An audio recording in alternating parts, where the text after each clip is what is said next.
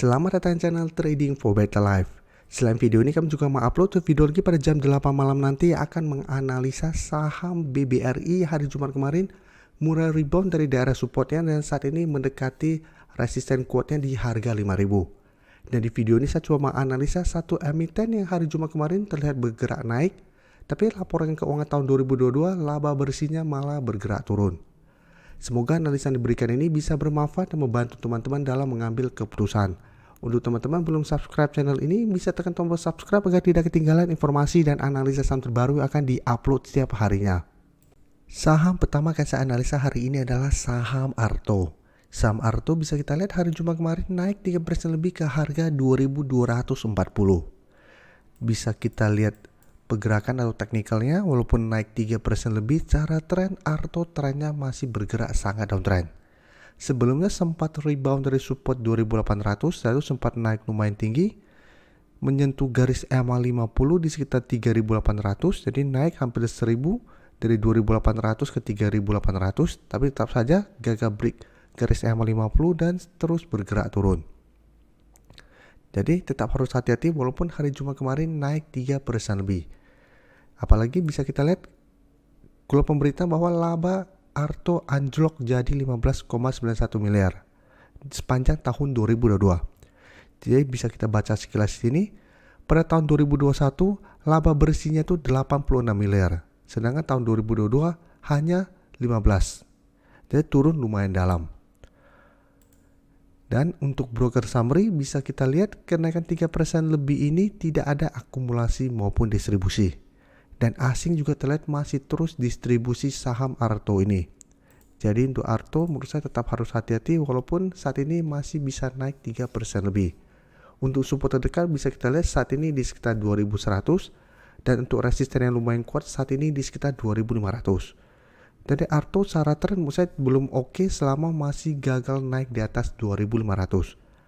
Jadi minggu depan saya lihat masih akan sideways dan masih besar potensinya untuk kembali turun mengetes 2100 atau malah lanjut turun menuju harga 2000. Jadi tetap harus hati-hati apabila teman-teman sudah berhasil beli di sekitar 2100.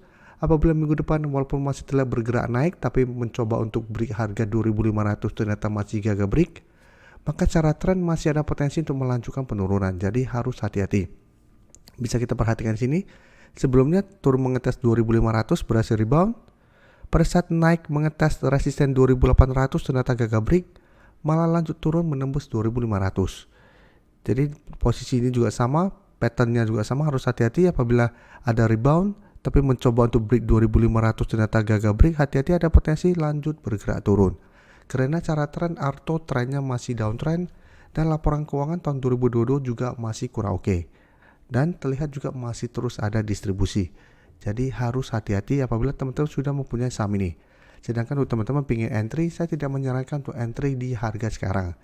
Lebih baik fokus pada saham lain yang secara tren lebih oke. Jadi selain Arto, saham-saham perbankan mini juga rata-rata bergerak naik. Bisa kita lihat Agro juga hari Jumat kemarin bergerak naik. Dan untuk Agro bisa kita lihat naik 6% lebih ke 368. Dan untuk Agro jika kita lihat saat ini bertahan di atas support 350 dan kenaikan ini membuat Agro berada dekat dengan resisten 370. Jadi secara tren juga Agro memang dari awal tahun 2023 mulai sideways setelah mendekati harga 350. Tapi sama bisa kita lihat masih kesulitan untuk break garis EMA 50 sehingga belum ada tanda-tanda reversal trend. Jadi setelah beberapa kali mengetes garis EMA 50 gagal break, Agro kembali turun dan saat ini kembali mengetes 350. Dan garis MACD pun saat ini masih bergerak turun. Jadi untuk Agro bisa kita lihat kenaikan 6% lebih ini masih ada akumulasi dan asing juga terlihat masuk akumulasi. Jadi Agro lebih menarik untuk dipantau. Kenaikan 6% ini masih ada akumulasi, asing juga masih akumulasi. Jadi untuk Agro menurut saya minggu depan masih bisa coba pantau, tapi untuk entry paling bagus tunggu Agro berhasil naik di atas 370. Apabila berhasil naik di atas 370, maka secara tren akan lebih baik pergerakannya dan ada potensi lanjut naik menuju resisten di 400. Jadi yang belum entry, wait and see dulu. Apabila minggu depan terkonfirmasi break 370 baru ikutan entry. Tapi apabila ternyata kita pantau tanda minggu depan mencoba untuk naik dari 370 gaga break, sebaiknya jangan entry karena masih ada potensi kembali bergerak turun menuju support 350.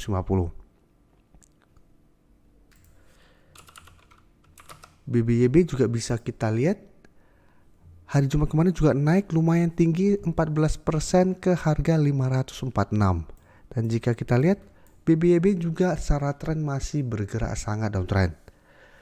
Bisa kita perhatikan untuk BBYB sempat naik di atas garis EMA 50 tapi mencoba untuk break resisten 800, gagal break mulai bergerak turun. Sebelumnya juga sama, sempat naik di atas garis EMA 50 tapi belum pernah menyentuh garis EMA 150 dalam beberapa bulan terakhir ini.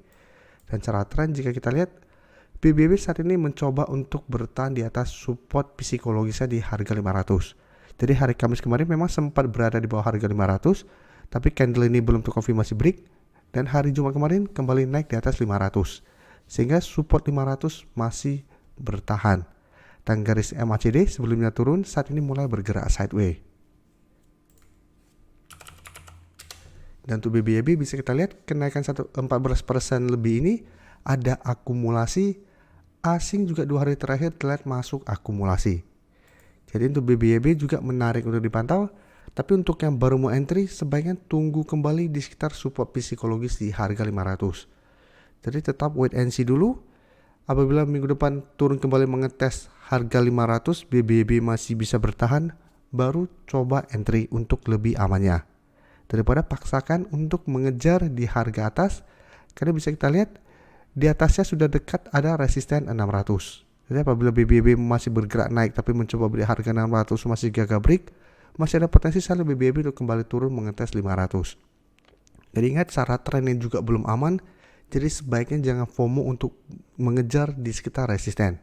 Jadi paling aman tunggu kembali mengetes 500, apabila masih bisa bertahan baru ikutan entry.